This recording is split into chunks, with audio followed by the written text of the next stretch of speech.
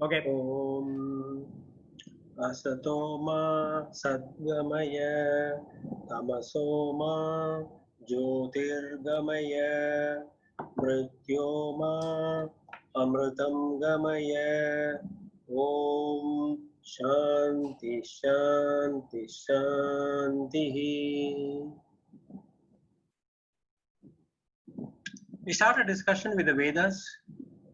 The Vedas are the four basic pillars of Sanatana Dharma. It is believed that they are the oldest religious scriptures known to mankind. The four Vedas, of course, we all know them: Rig Veda, Yajur Veda, Sama Veda, and Dharma Veda. We now try and understand how the Upanishads fit into the different Vedas. There are four parts to the Vedas.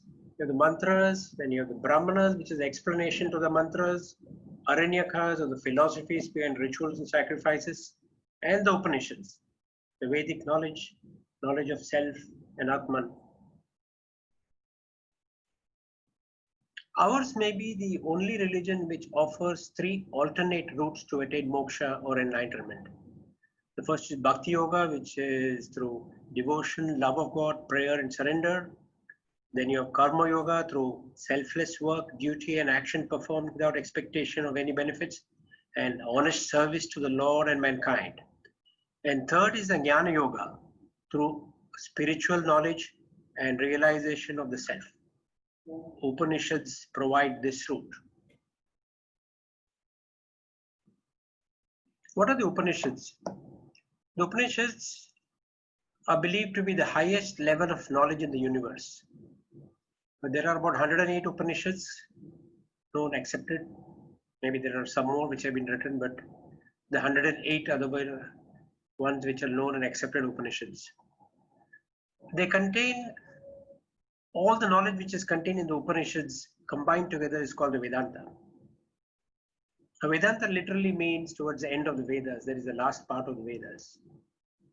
And that's what we are sort of focusing on.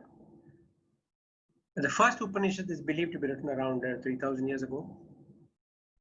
And now all the 108 Upanishads are linked to or attached to the different Vedas. So some of them attached to one Veda, some to the other, and that's the basis. Like for example, the Kathopanishad and the Taitra Upanishads are both attached to the Yajur Veda. So here we have the list of the 10 Mukhya Upanishads out of the total of 108. These 10 are called Mukhya or important for the simple reason that Adi Shankara had written treatises on these Upanishads, on these 10. And these treatises form the basis on which all learnings and explanations of the Upanishads and understanding of these Upanishads by mankind. So the 10 are important for that reason. The Upanishads are all in a Q&A form, replies being given by big rishis from olden times. Most of the names are not known, except of course one where you have Yamadharmaraja giving wonderful replies and explaining and unfolding that Upanishad.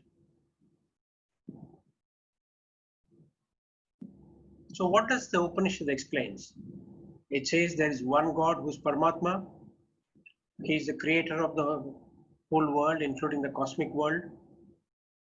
He's taken different forms, which is there in our Itihasas and Puranas, and different gods for us to pray, our own Ishtadeva, Devta, and Ishtadevis.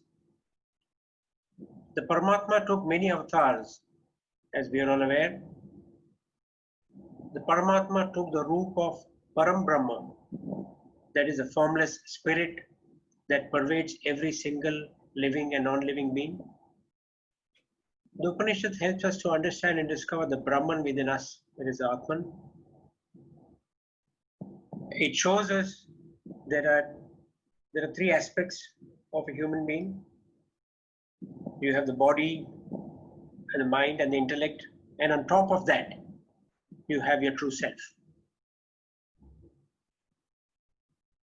We can use the Mahavakya to describe our true state or the true self, which is, Tat Swamasi, which is that thou art, or we call it Aham Brahmasi, I am the Brahman, I am the realized soul. Chaitanya Rupam or Chaitanya Purusha, which is pure consciousness. Sat Chit Anand, which is existence, consciousness, and bliss. Or you can call it Satyam, Jnanam, or Anandam. All these mean the same. Are there spin-off benefits by learning the Upanishads? Yes. We can improve our lives, quality of our life, be good persons in society. We learn the proper way to meditate. We learn the way to focus our mind, increase awareness, alertness. It helps us in our decision making in trying to choose the good over what is pleasant. We can develop good habits. It makes us fearless, because once you have a doubt that the body is not something which is ultimate, you have something which is beyond that, then at least you lose the fear or reduce the fear of your life and fear of living. The concept of desire and floating of them in space is something which is important. Good to have desires. I mean, it's good to have wants, because we all have obligations and we have work to do and we have people to take care of. Focus on your work and leave the desires to God, or put them in space and you don't worry about it and things will all work out.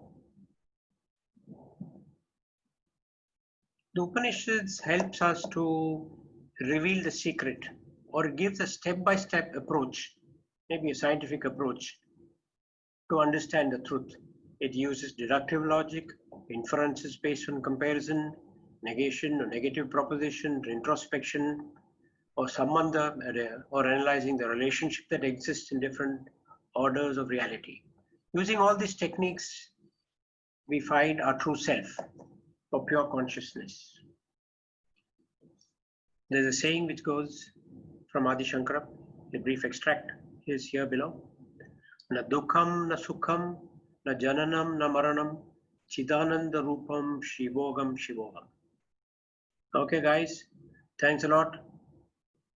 Hopefully more will be revealed of the Upanishads in the coming weeks. Thank you. Om Shanti. Wonderful, Narsi. Thank you, Good sir. summary of Narsi, very good subject in 5 minutes. A big Thank clap you, to you and the persons behind the preparations.